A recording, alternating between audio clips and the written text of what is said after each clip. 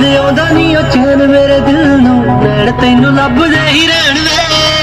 ਹੋਰ ਕੁਝ ਬੋਲਦੀਆਂ ਆਪਣੀ